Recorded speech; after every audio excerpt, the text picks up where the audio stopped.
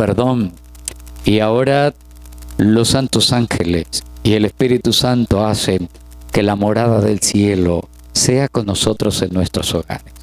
Bendícenos a todos en esta noche, que al abrir tu palabra sea de gran bendición y gozo, para que nosotros podamos entender cómo nos quieres guiar y darnos la vida eterna. Lo agradecemos en el nombre del Señor Jesucristo. Amén. Amén. Amén. Muy amables, estamos muy contentos de verles saludado. Bienvenidos, que vuestros hogares sean los más lindos y felices en la tierra. ¿Bien? Pastor, mañana vamos a estar orando por los trabajos. Sabemos que quienes estamos aquí necesitamos de nuestros recursos para mantener. Muy buenas noches, apreciados amigos y apreciados hermanos. Queremos agradecer a Dios por la presencia de ustedes, porque aunque es un día de descanso para algunos, para otros es un día lleno de actividades, y queremos agradecer a Dios porque ustedes han sacado el espacio para estar con nosotros en este lugar, para venir, para estudiar juntos, y de todo corazón esperamos que Dios tenga una bendición para ustedes, una bendición muy especial. Quiero pedirles que abracen a la persona que está a su lado, le den la bienvenida y expresen de alguna manera el amor, el cariño que inunda nuestros corazones como parte de esta familia, la gran familia de Dios, de la iglesia de Sotomayor. Abracen al que está atrás, al que está adelante. Ojalá ninguno se quede sin un abrazo, sino que de alguna manera todos podamos unirnos fraternalmente como parte de esta familia. Ok, ya hay algunos que están ahí paraditos esperando que alguien los vaya a abrazar. Así que si está usted al lado de alguien, estreche la mano de esa persona, extiéndale un abrazo.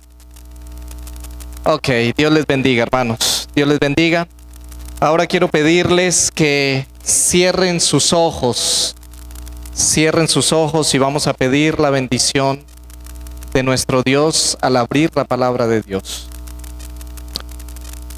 Señor, queremos en este momento agradecerte, porque si estamos aquí es porque hemos recibido tu bendición durante este día.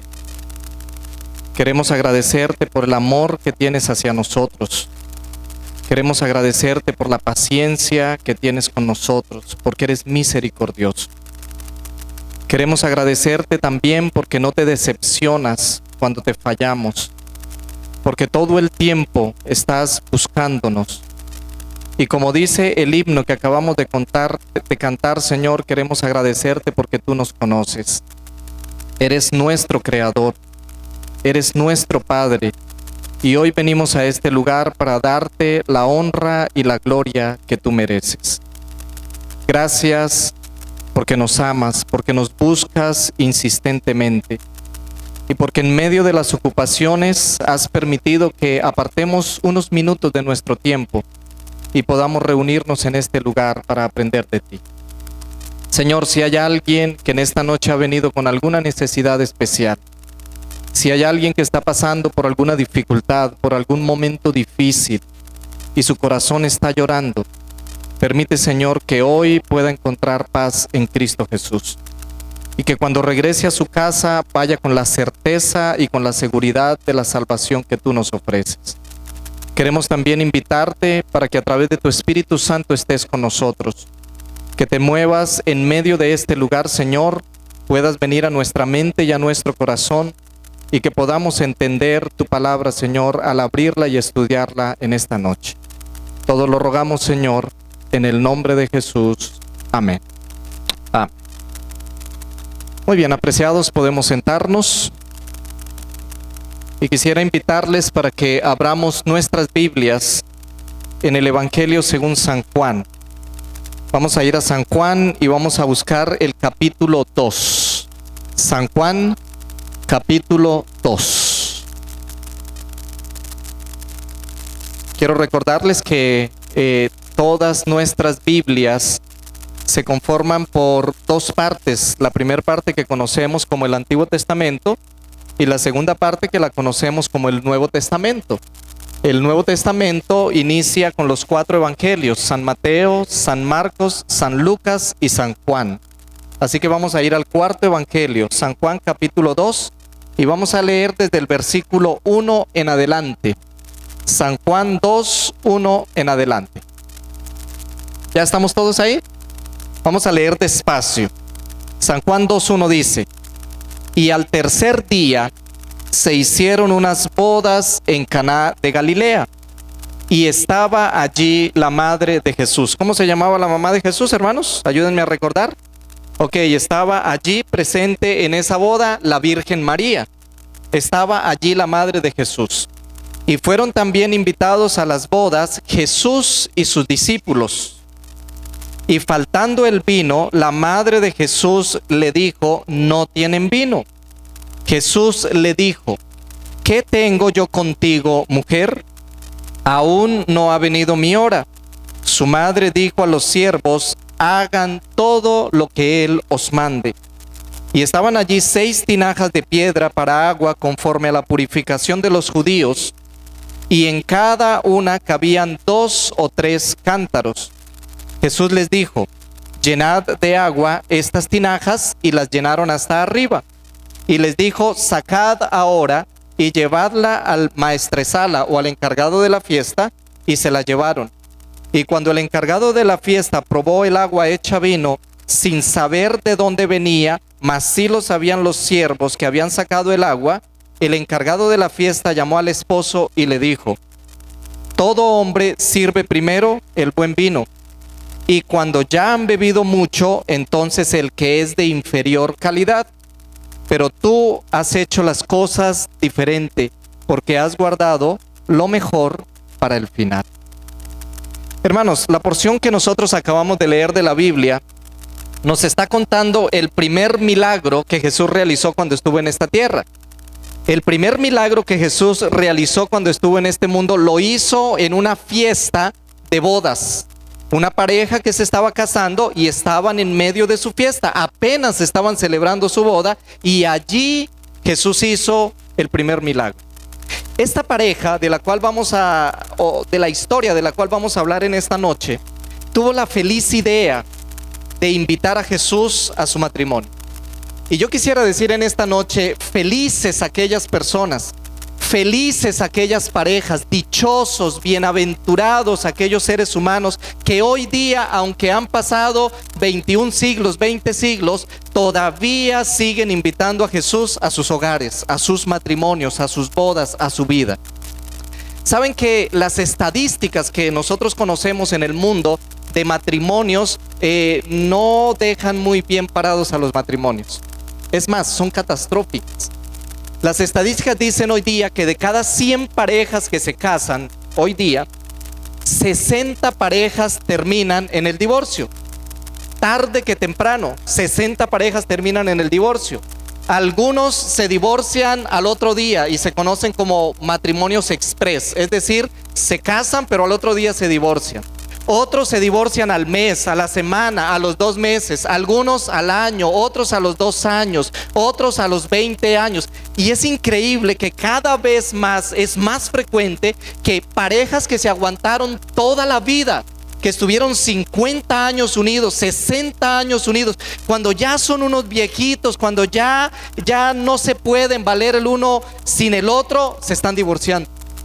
Así que hay parejas hoy día que están acabando con su matrimonio cuando ya llevan 60, 70 años de casados. De cada 100 parejas, 60 se acaban, se divorcian. Pero la estadística dice que 35 de esas 100 parejas no se separan porque no se atreven a separarse. Permanecen unidos pero no se aman. No se soportan, se aguantan, no tienen nada en común.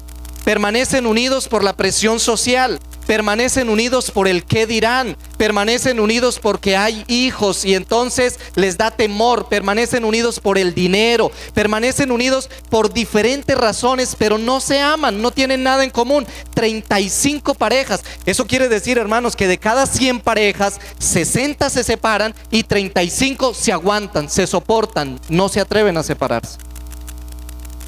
Y la estadística dice que apenas 5 parejas se salvan. Ahora, de esas 5 parejas que se salvan, es interesante que 3 parejas dicen que son más o menos felices. Y solo 2 parejas mencionan que son inmensamente felices. Tremendo, ¿ah? Ahora, yo les quiero hacer una pregunta a ustedes en esta noche. De esas 100 parejas que se casan, de las cuales estamos hablando, las 100 parejas llegan al matrimonio queriendo ser felices, ¿sí o no? Claro que sí. Toda persona que se casa quiere ser feliz, si no, no se casaría. Pero de alguna manera nos preguntamos, ¿por qué no son felices entonces? Eso nos hace pensar que para ser felices en esta vida no basta querer ser felices. De lo contrario, todos seríamos felices. De estas 100 parejas que estamos hablando, las 100 parejas llegan al matrimonio amándose mucho, ¿sí o no? Oh, yo diría que sí, o por lo menos la mayoría. Es más, algunos se casan hasta en contra de la voluntad de sus padres. Algunos se casan en contra de lo que dice el papá, de lo que dice la mamá. La mamá le dice, mira hija, por favor, ese hombre no, ese hombre es un sinvergüenza, ese no te quiere, o mira que no. O los padres le dicen al chico, mira, esa no es la mujer de tu vida, esa mujer está desinteresada en otras cosas, mira. Pero los jóvenes de hoy día dicen, no importa lo que mis padres piensen, no importa lo que mis amigos piensen, no importa lo que los demás piensen, esa es la que me gusta, ese es el que me gusta. Así que las parejas de hoy día se casan amándose mucho. Pero ¿por qué no son felices? ¿Por qué se separan? ¿Por qué los matrimonios se acaban? Lo cual nos dice, apreciados, que para ser felices no basta amarse mucho. Es más, para ser felices no son o no bastan 2 personas. Para ser felices son necesarias 3 personas. Un novio, una novia y Jesús en medio de esa relación. Y cuando Jesús está en medio de esa relación, ahora, a pesar de las dificultades, existe la posibilidad de llegar a ser felices.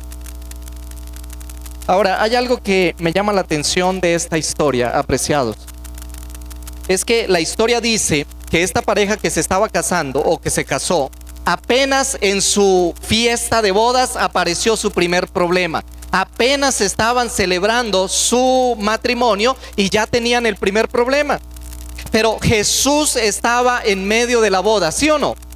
Y noten que a pesar de que Jesús estaba en medio de la boda, a pesar de que Jesús había sido invitado a la boda, de repente apareció un problema. ¿Ustedes se acuerdan alguna ocasión cuando Pedro, el famosísimo apóstol Pedro, y los discípulos se subieron en una barca en medio de la noche y dice que Jesús iba con ellos? Jesús estaba cansado, había sido un día de mucho trabajo, Jesús había tenido que predicar, hacer milagros, Jesús estaba cansado. Se subieron a la barca y empezaron a cruzar el mar de Galilea, dice la Biblia. Y cuando ellos empezaron a cruzar el mar de Galilea, Jesús se acostó a dormir en la barca. Y cuando Jesús estaba durmiendo, en medio de la noche, de repente se desató una tormenta, dice la Biblia.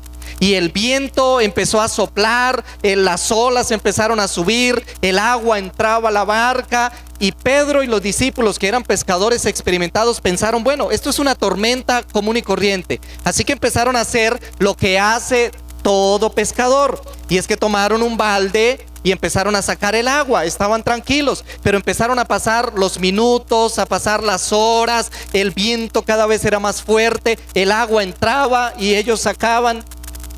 Y así pasaron las horas hasta que llegó un momento en que se desesperaron. Y empezó a faltar la estabilidad, empezó a faltar la confianza en ellos mismos. Había un problema, había una tormenta en su vida.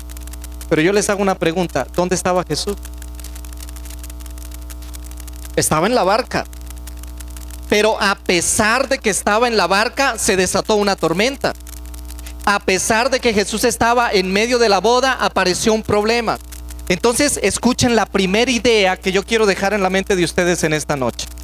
Jesús nunca nos ha prometido que si nosotros lo aceptamos a Él, o que si abrimos nuestro corazón a Él, o que si ahora Él es nuestro Salvador, entonces no tendremos problemas jamás. Jesús nunca ha prometido eso. Hay por ahí algunas personas que piensan así, que si nosotros aceptamos a Jesús, entonces no vamos a tener problemas jamás. Pero apreciados, Jesús nunca prometió eso. Lo que Jesús nos está prometiendo y te está prometiendo en esta noche es que si tú entras por la puerta que es Cristo Jesús, como estudiamos anoche, y lo recibes a Él en tu corazón y haces de Él tu Salvador, tus problemas tendrán una solución. Tus dificultades no te ahogarán, no permanecerás allá en el lodo, sino que Dios te va a extender la mano y tus dificultades tendrán una solución. No te desesperarás, siempre habrá esperanza. Siempre habrá una solución en Cristo Jesús. Eso es lo que Jesús te promete en esta noche. Jesús estaba en medio de la fiesta, pero a pesar de eso apareció un problema. Pero como Jesús estaba en medio de la fiesta, les hago una pregunta: ¿el problema tuvo solución o no? ¿Sí? Como Jesús estaba en la barca con los discípulos cuando se desató la tormenta, ¿el problema tuvo una solución o no tuvo una solución? Claro que sí. Ahora, vamos a seguir en la historia. La historia dice que María estaba presente, la Virgen María, la mamá de Jesús. Algunos historiadores piensan que este matrimonio debía ser de algún familiar de Jesús, de alguien cercano a ellos. Porque si María se enteró de lo que estaba pasando en la cocina, es porque María era una persona cercana. Si a María se le acercaron para contarle el problema, es porque María tenía algo que ver en la fiesta que se estaba desarrollando allí.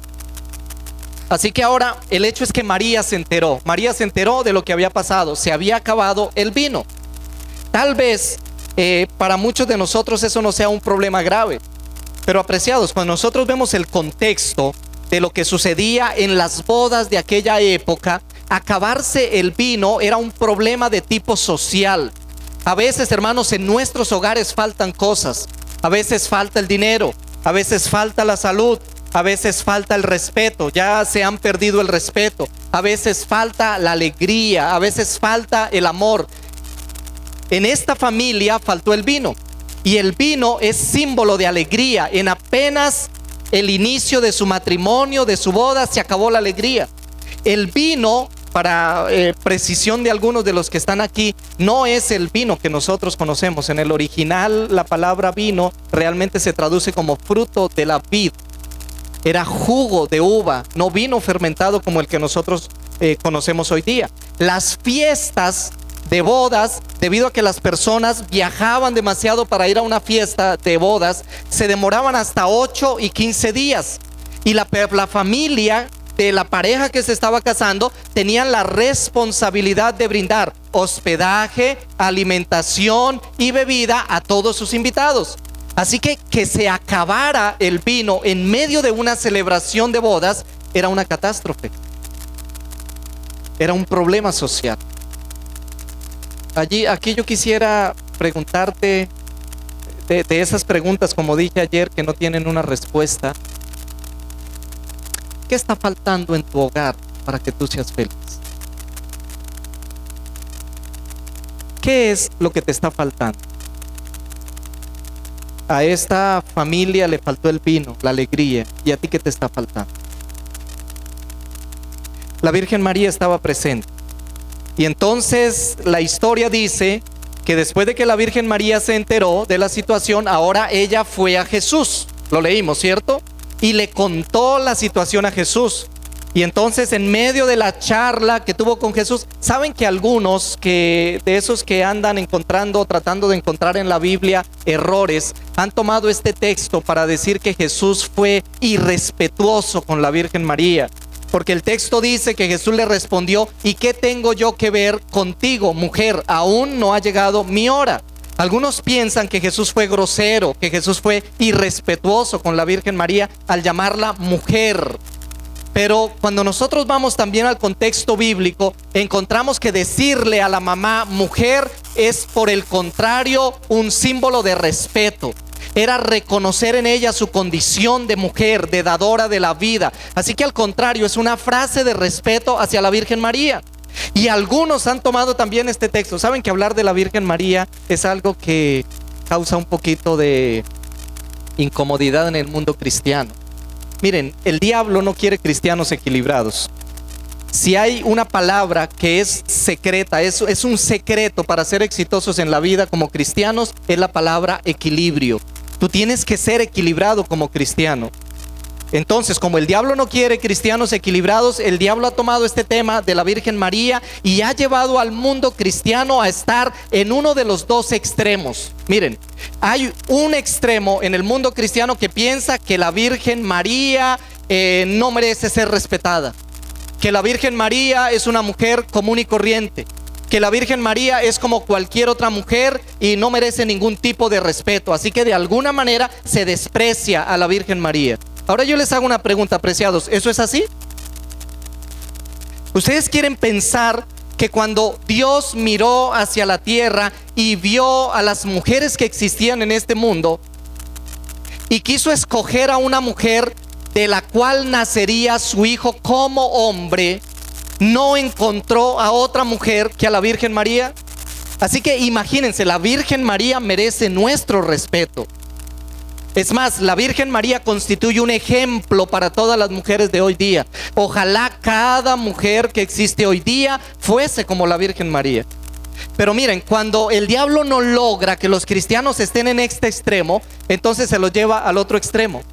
Y el otro extremo dice: la Virgen María es la mamá de Dios. Yo les hago una pregunta: ¿la Virgen María es la mamá de Dios? No. La Virgen María es la mamá de Jesús como hombre. ¿Cómo puede ser la Virgen María la mamá de Dios si Dios existía antes que ella? No es posible. Entonces algunos piensan: la Virgen María es la mamá de Dios, ella merece adoración, ella es nuestra intercesora ante Dios. Yo les hago una pregunta: ¿eso es correcto? No. Porque la Biblia dice que no hay otro nombre bajo el cielo dado a los hombres en que nosotros podamos ser salvos, y que no hay sino un solo intercesor entre nosotros y Dios, que es ¿quién? Jesucristo, nuestro Salvador. Entonces, ¿notan? Cuando el diablo no te puede llevar a un extremo, te lleva al otro y causa división en algo que no debería causar división en el mundo cristiano. La Virgen María, apreciados, es la mamá de Jesucristo como hombre y por lo tanto merece ser respetada. Jesús la respetó y usted y yo debemos respetarla también. Y la Virgen María va a estar en el reino de los cielos y usted y yo vamos a compartir con ella por toda la eternidad. Ahora, cuando la Virgen María habló con su hijo Jesús, por la charla que tuvo ella con Jesús, ella entendió que su hijo iba a solucionar el problema. Y entonces ahora ella va donde los encargados de la fiesta y les da el mayor consejo que un ser humano pueda recibir en su vida.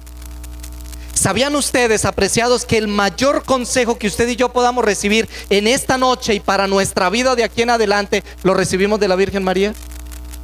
Porque la Virgen María va donde los encargados de la fiesta y les dice: hagan todo lo que Él os manda. Tremendo consejo, hermanos. Hagan todo lo que Él os, ¿qué? Os mande. Apreciados, hay muchas familias que se están acabando hoy día y que están destruidas porque no hacen todo lo que Dios manda. Hay muchos hogares que están al borde de la separación, al borde de la desesperación. El esposo es agresivo con la esposa es agresiva, ya se han faltado al respeto, ya están frente a un abogado, ya están haciendo los papeles para acabarse, los hijos sufren, todo el mundo sufre. Hay hogares destruidos sencillamente porque no hacemos todo lo que Dios manda. Hay hombres que tienen su vida arruinada porque no siguen este consejo, no hacen todo lo que Dios manda. Miren, hay jóvenes hoy día que apenas están empezando a vivir su vida y ya la tienen arruinada. Tienen su vida arruinada porque lo que hacen es totalmente en contra de la voluntad de Dios. No hacen todo lo que Dios manda. Este consejo, apreciados, es vital. Este consejo es el mayor consejo que usted y yo podamos recibir, y lo recibimos en esta noche de la Virgen María. Hagan todo lo que Dios manda. Muchas iglesias están fundamentadas en arena. Sus fundamentos son débiles porque no hacen todo lo que Dios manda. Y yo les hago una pregunta en esta noche, apreciados. ¿Dónde está lo que Dios manda? A ver, díganme. Porque es que hay algunos por ahí que están pensando que Dios se les va a aparecer en un sueño y les va a hablar, y que lo que les va a decir va a estar totalmente en contra de la Biblia. Algunos piensan que Dios habla de otra manera y no a través de la Biblia, y quieren andar contradiciendo la Biblia.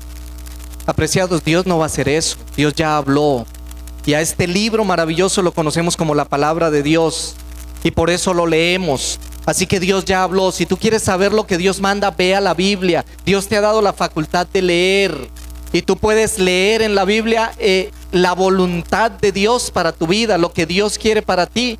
Y este consejo que la Virgen María está dando: ve y haz todo lo que Dios manda. Aquí está todo lo que Dios manda. Ahora saben, apreciados, que yo desde hace algún tiempo me he hecho una pregunta. ¿Por qué existen tantas iglesias? La gente de hoy día ha perdido su confianza en las iglesias. Es más, hay muchas personas que piensan que se puede ser un buen cristiano sin necesidad de asistir a ninguna iglesia. Hay muchos que creen Dios es amor, Dios salva, Dios conoce mi corazón, yo puedo quedarme en la casa, ser una buena persona y Dios me va a salvar. Todas las iglesias con la misma Biblia, porque solo existe una Biblia, no hay más. Existen versiones de la Biblia, pero la Biblia es una sola, que fue escrita en 3 idiomas. Vamos a repasar, a ver, ¿en qué idiomas fue escrita, hermanos adventistas? El Antiguo Testamento, ¿en qué? En hebreo. El Nuevo Testamento en griego. Y algunas pocas palabras que Jesús pronunció, ¿en qué idioma? En arameo, porque el idioma original de Jesús era el arameo. Es la misma Biblia, no hay más. Miren, en este mundo existen 9 grandes religiones. De esas 9 grandes religiones, el cristianismo es apenas una de esas 9 grandes religiones. Y el cristianismo no es la religión mayoritaria. Somos aproximadamente 1.600 millones de cristianos en el mundo. Pero el cristianismo se subdivide en más de 33,000 diferentes confesiones religiosas que están reconocidas en el mundo. De esas más de 33,000, la iglesia adventista es una. Y todas las que ustedes conozcan, entre ellas también la iglesia católica, es una. Más de 33,000. Todos con la misma Biblia. Todos adorando al mismo Dios. Y todos en una pelea tremenda, defendiéndose y diciendo quién tiene la verdad. ¿Ustedes saben por qué pasa eso? Porque el ser humano de hoy día no quiere hacer todo lo que Dios manda. El ser humano de hoy día quiere y prefiere hacer su voluntad. El ser humano de hoy día se siente más cómodo haciendo lo que él cree que está bien, así eso que él crea vaya en contra de la palabra de Dios. Voy a tratar de ejemplificar eso de una manera sencilla, aparentemente muy sencilla, como para niños. Pongan cuidado. El ser humano de hoy día va a la Biblia y lee en la Biblia, aquí dice que es blanco, y va al Antiguo Testamento blanco, a la mitad de la Biblia blanco, en los Salmos blanco, en el Nuevo Testamento blanco, en los Evangelios blanco, en el Apocalipsis blanco. Pero el ser humano de hoy día dice, bueno, la Biblia dice que es blanco, pero puede ser rojo. Jesús murió por nosotros en la cruz del Calvario y la sangre de Cristo es ¿qué? Roja. Entonces, aunque la Biblia dice que es blanco, nosotros somos salvos por la sangre de Cristo Jesús, entonces puede ser rojo. Aunque la Biblia diga que es blanco, yo creo que puede ser rojo. Entonces, es que blanco era para el Antiguo Testamento. Es que blanco era antes de Jesús. Ahora, desde que Jesús vino, es rojo porque Él murió por nosotros. Y cambian lo que la Biblia dice. Y entonces viene otro y lee y dice, oiga, la Biblia dice que es blanco, por aquí, por todo lado es blanco. Pero debemos tener esperanza en Cristo Jesús. Y el color de la esperanza es ¿cuál? Es verde. Entonces, aunque la Biblia dice que es blanco, yo creo que puede ser verde. Yo creo que puede ser de otro color. Y vivimos acomodando la Biblia a nuestra vida, en vez de acomodar nuestra vida a la palabra de Dios. Ojo con el consejo de la Virgen María, apreciados. La Virgen María dijo, hagan lo que ustedes creen. Haga lo que usted piense que está bien. Haga lo que sus estándares en su mente y en su manera de educación le dice que es correcto. ¿Eso es lo que usted debe hacer? No, el consejo es haga todo lo que Él os manda. Miren, apreciados, nos metemos en problemas cuando no hacemos la voluntad de Dios. Es necio discutir con la palabra de Dios. Perdónenme, no quiero ser irrespetuoso. Es tonto ponerse a pelear con la palabra de Dios. Entonces, si la Biblia dice que es sábado, es sábado. De pasta a pasta dice que es sábado. Tú puedes creer que es otro día, tú puedes pensar que es otro día, te pueden haber dicho que es otro día, tu líder espiritual te puede haber dicho que es otro día, a X o Y persona se le ocurrió cambiarlo y decir que es otro día. Tú puedes creer que el 99.9% de los seres humanos de este mundo guardan otro día, pero no es lo que la Biblia dice. La Biblia dice que es sábado, punto final. Ahora, tú quieres discutir, discute, pero te metes en un problema con el autor de la Biblia. Porque no es tu voluntad ni lo que tú crees, es lo que Él dijo a través de su palabra. Aunque el 99% del mundo haga algo diferente. Entonces, la razón por la cual existen tantas confesiones religiosas es porque el ser humano no quiere hacer la voluntad de Dios. Prefiere hacer lo que él cree.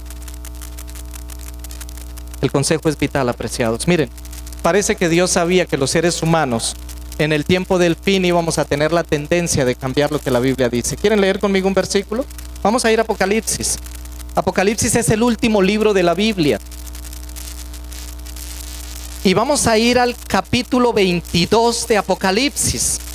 El capítulo 22 es el último capítulo de la Biblia. Y vamos a ir casi que a los últimos versículos de la Biblia.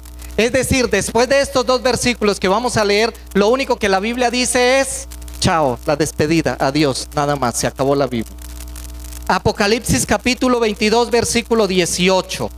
¿Están ahí conmigo? Miren lo que dice la palabra de Dios. Yo advierto, oiga, tremendo esto, apreciados.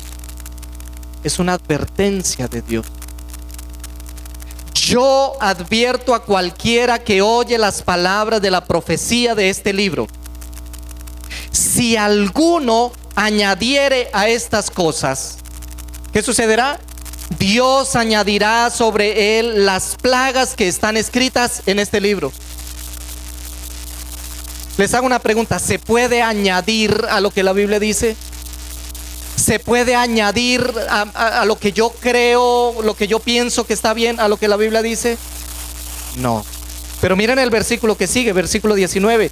Y si alguno quitare de las palabras del libro de esta profecía, Dios quitará su parte del libro de la ¿qué? De la vida y de la santa ciudad y de las cosas que están escritas en este libro. Les hago una pregunta, ¿se puede quitar de lo que la palabra de Dios dice? No. No podemos añadir, no podemos quitar. El consejo es: hagan todo lo que Él os manda. Ahora, en la historia que nosotros estamos leyendo o de la cual estamos aprendiendo en esta noche, ¿qué fue lo que mandó Jesús? ¿Se acuerdan, cierto? Estaban en una fiesta de bodas, se acabó el vino, la madre de Jesús habla con él y da el consejo: hagan todo lo que Él os manda. ¿Qué fue lo que mandó Jesús? En la historia dice que habían 6 tinajas que estaban preparadas para el rito de la purificación, y Jesús lo que mandó fue: llenen las tinajas de agua. Saben, apreciados, que a veces las órdenes de Jesús parecen locas. Lo digo con respeto.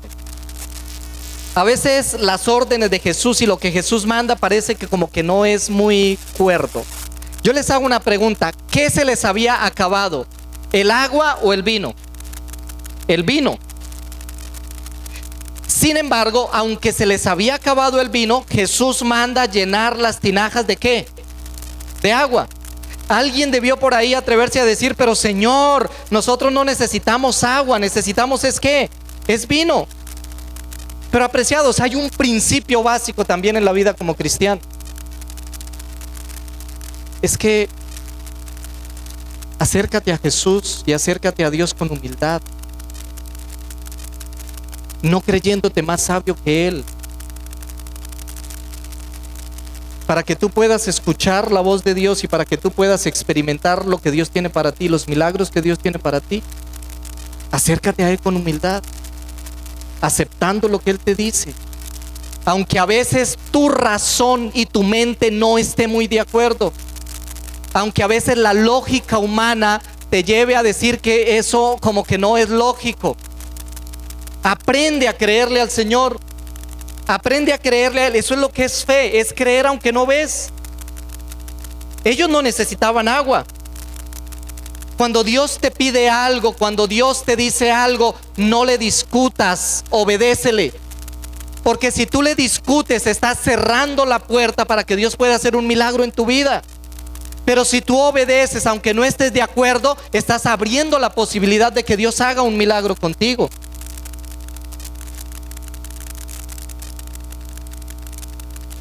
Mira, si tú haces lo que Dios te manda, aunque te parezca una locura, te vas a dar cuenta que Dios siempre tiene la razón. Siempre. Miren, el cristianismo no es una lucha de fuerza entre Dios y el ser humano a ver quién tiene la razón. Esto no es una competencia. Usted y yo no estamos en igualdad de condiciones con Dios. Dios es el creador, Dios pone las condiciones, Dios dice lo que es y tú y yo aceptamos. Con humildad. ¿Me hago entender? Así es. Porque no es una relación entre iguales, donde tú discutes lo que crees e impones tu posición. No.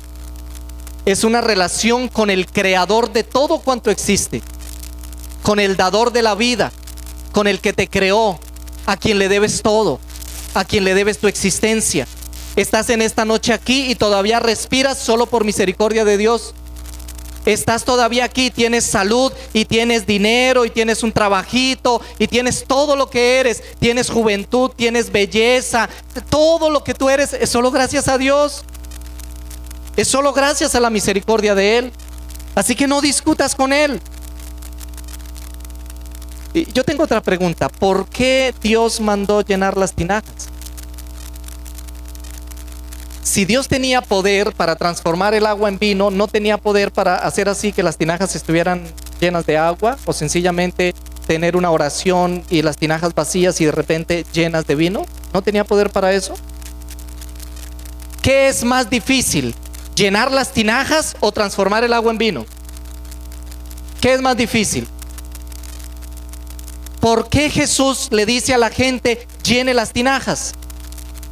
¿Se acuerdan ustedes de Lázaro? Ayer mencionamos algo de Lázaro en la mañana. ¿Se acuerdan que Lázaro murió? Llevaba 4 días de muerto y Jesús preguntó: ¿dónde le pusisteis? Entonces le llevaron a donde lo habían puesto, y cuando Jesús llegó frente a la tumba, Jesús dijo: quiten la piedra. ¿Por qué Jesús mandó quitar la piedra?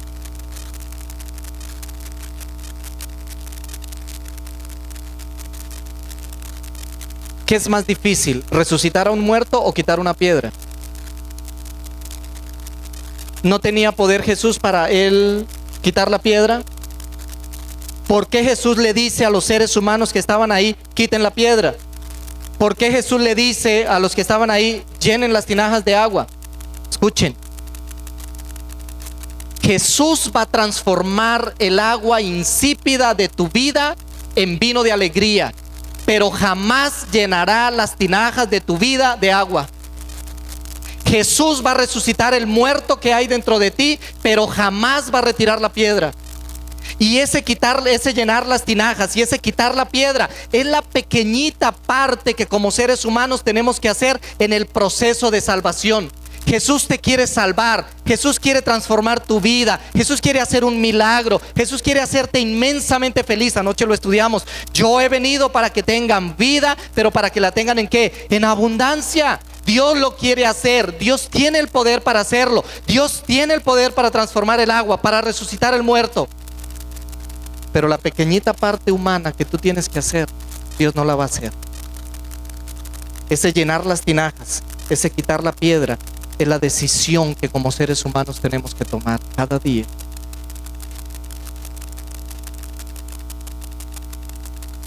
Dios nunca va a quitar la piedra.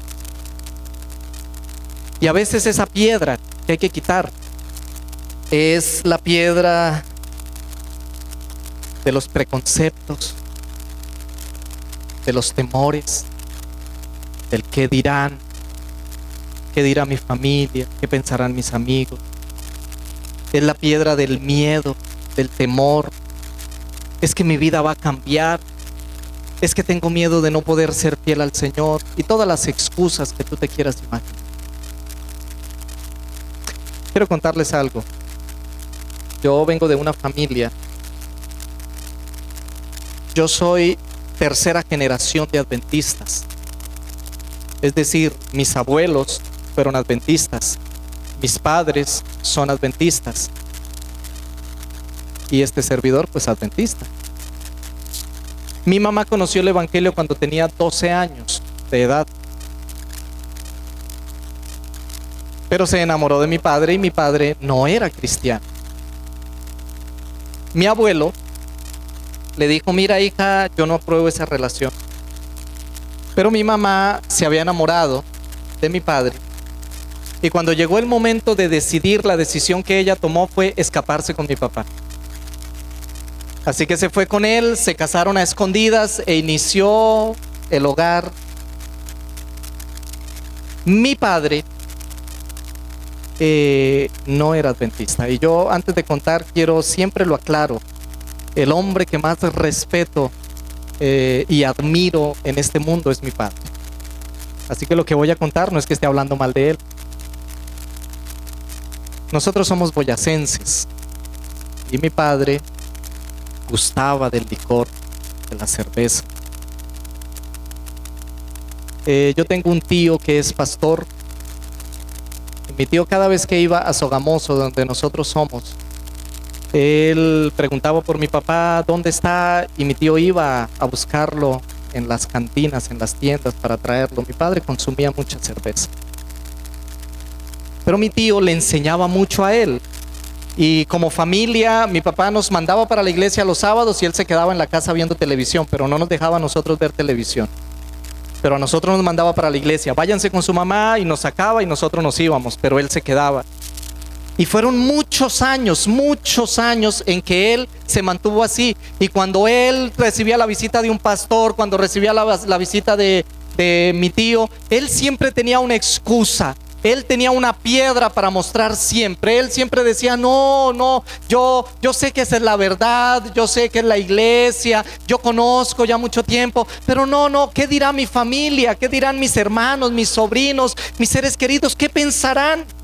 ¿Qué dirán mis empleados? Porque mi papá tenía empleados. Yo me tengo que tomar una cervecita con ellos y si no, no me trabajan. ¿Qué van a decir ellos? Y ahí estaba él ahí, nada que tomaba decisión.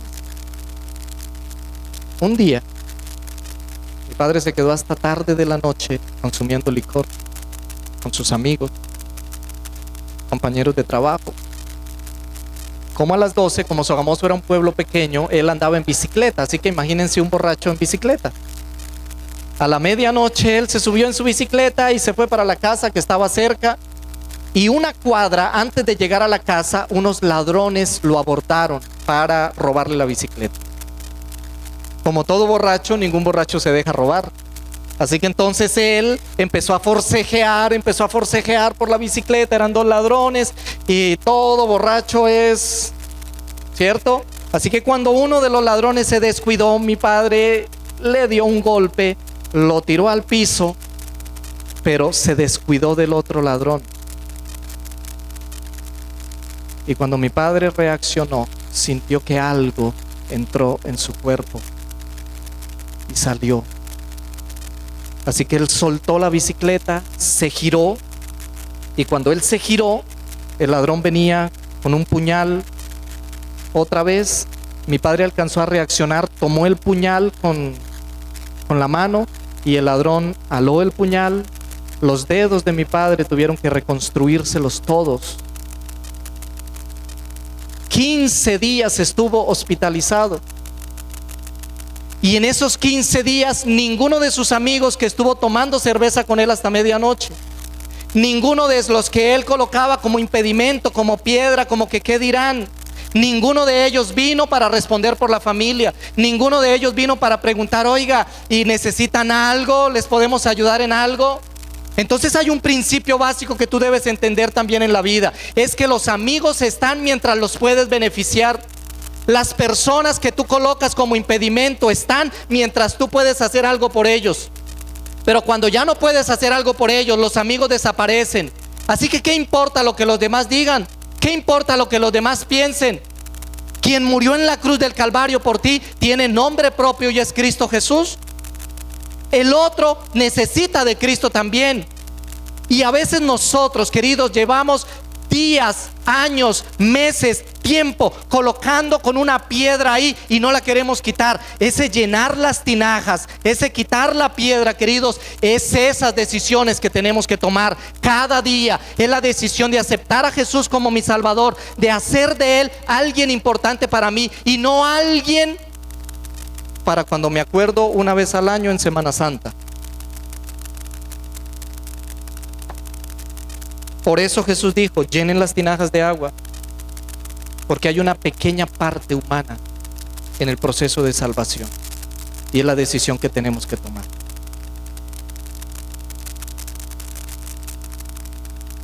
Ahora, hermanos, ¿cómo termina la historia? La historia dice que cuando ellos llenaron la tinaja o las tinajas de agua, ahora Jesús les dice, sirvan. Y ellos miraron y era agua. Sirvan. Pero Señor, es agua. Sirvan. Nos están mandando a servir agua. Sirvan. Y cuando sirvieron, cayó vino. Ojo con esto, hermanos. No fue que Jesús transformó las 6 tinajas y las 6 tinajas quedaron llenas de vino. Es que las 6 tinajas estaban llenas de agua y cada vez que ellos servían caía vino. Porque cada vez que los encargados servían tenían que ejercer su fe, su confianza. No era una sola vez, era un trabajo continuo de todo el tiempo. Cada vez que servían caía vino. Es un milagro constante, es un milagro permanente en la vida de nosotros como seres humanos. Es ese Dios increíble que quiere hacer un milagro en tu vida. Es ese Dios que está esperando que llenes las tinajas de agua. Ese Dios que está esperando que quites la piedra. Y aunque a veces no le creamos, ese maravilloso Dios está trabajando en nuestras vidas. Aunque a veces no miremos los resultados. A veces miramos y miramos agua y creemos que nada está pasando, creemos que nada ha sucedido. Estamos en la iglesia y vemos 1 año, 2 años, 3 años y nos desesperamos porque creemos que nada pasa. Algunos creen que ya deberíamos ser santos, listos para irnos para el cielo. Y algunos dicen: pastor, yo voy a entregar mi vida al Señor cuando ya haya dejado una cantidad de cosas. Yo te voy a dar una mala noticia: solos jamás podremos dejar esas cosas. ¿Se acuerdan de Naamán? Conocen la historia de Naamán, ¿cierto? Era general del ejército asirio. Y Naamán quedó enfermo de lepra. Nos quedan 10 minuticos. Cuando Naamán quedó enfermo de lepra, dice la Biblia que en su casa trabajaba una niña, una chica que era del pueblo de Israel. Y entonces ella, como vio que su jefe era bueno, su amo era una buena persona, ella le dijo: mire, allá en mi nación hay un profeta de Dios que puede sanarlo a usted. Y entonces Naamán dijo: bueno, yo soy general del ejército asirio, voy a ir allá y él me tendrá que recibir. Porque Naamán era orgulloso. Naamán era de la época de allá, de la pirámide de clases sociales, arribita. Clase social. Ahora iba Naamán creyendo que el profeta de Dios tenía que recibirlo. Y cuando Naamán llegó y le mandó decir al profeta de Dios: mire, es que aquí está el general del ejército asirio, Eliseo no lo quiso recibir. Y Naamán se ofendió. ¿Cómo que no me va a recibir? No lo quiso recibir. Es más, le mandó una razón. Le dijo: mire, si se quiere sanar, vaya al río Jordán y sumérjase 7 veces. Y Naamán se ofendió tanto porque el río Jordán era el río que llevaba los sedimentos, las aguas negras. Era un río sucio. Y ahora Naamán dice: ¿cómo este hombre es tan irrespetuoso conmigo? ¿Cómo me manda que me sumerja en un río sucio? ¿Acaso en mi país no hay ríos limpios? ¿Por qué no me dice que me sumerja allá en el Éufrates? Y lo haría con mucho gusto, pero en ese río sucio no lo voy a hacer. Pero tenía más fe el criado de él, porque el criado le dice: mira, Naamán, si te hubiese mandado a hacer algo difícil, tú lo harías, pero como es algo sencillo, no lo quieres hacer. ¿Sabían ustedes que la salvación es más sencilla de lo que nosotros creemos?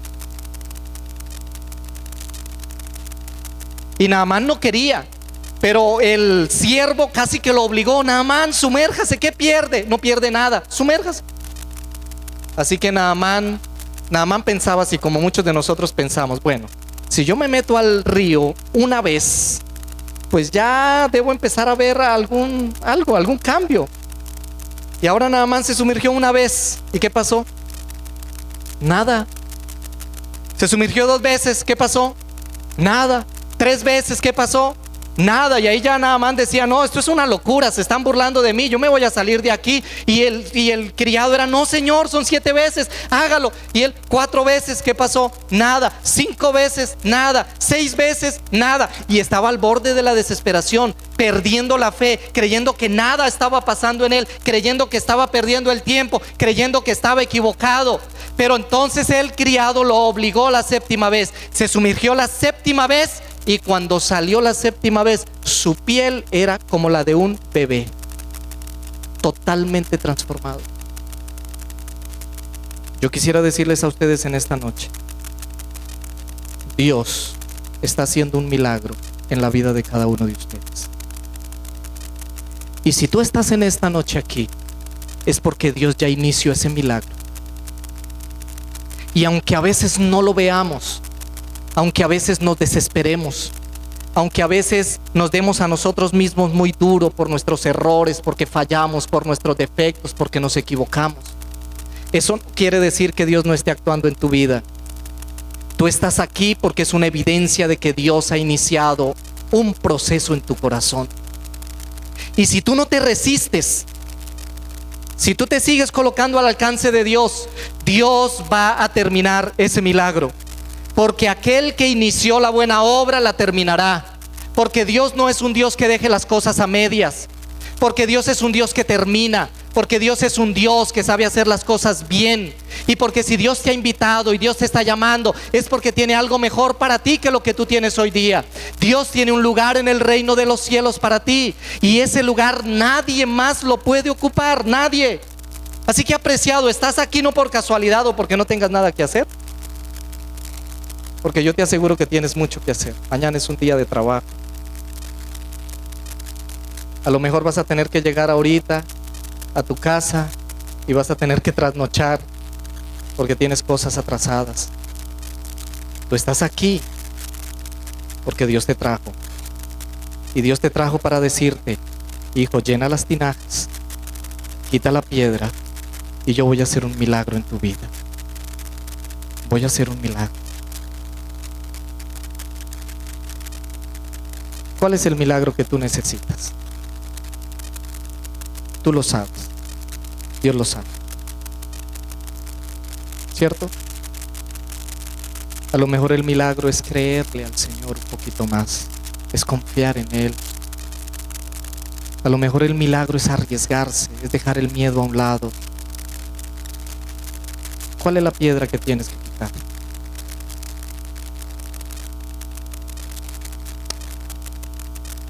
Yo voy a hacer una pregunta, apreciados, en esta noche.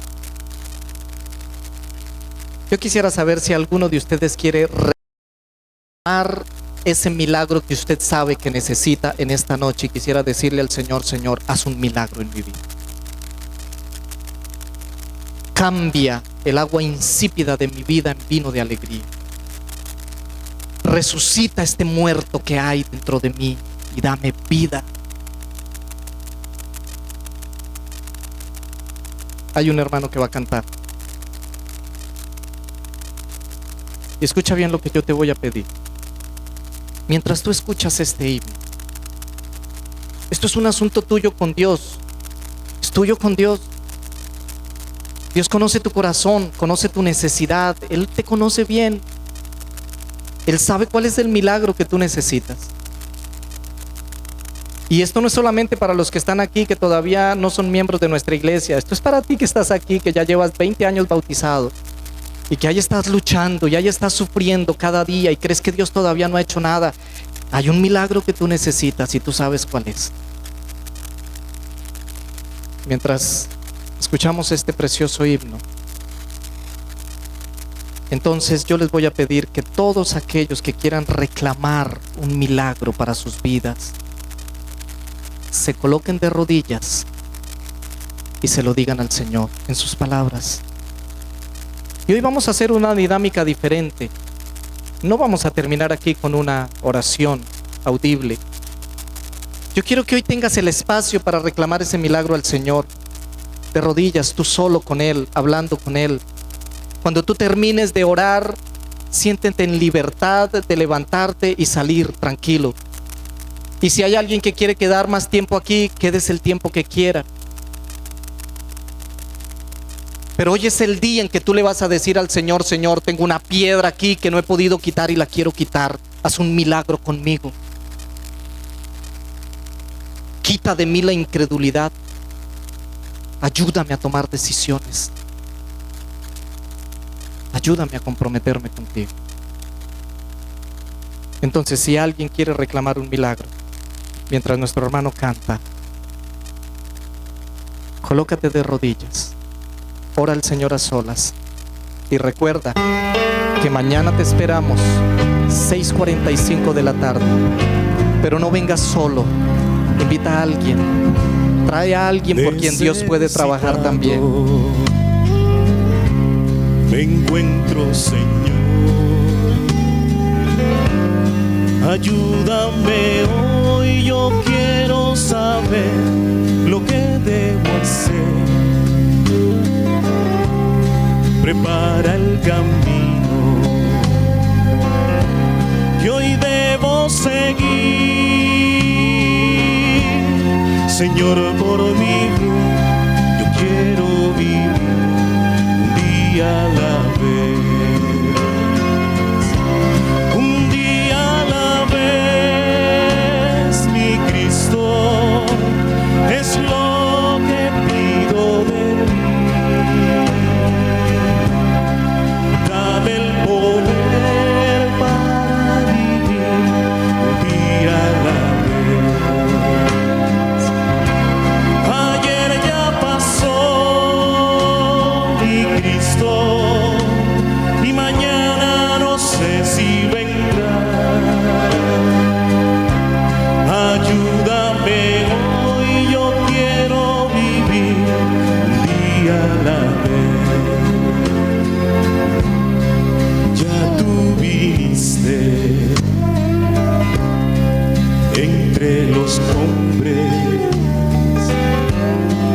sabes, Señor,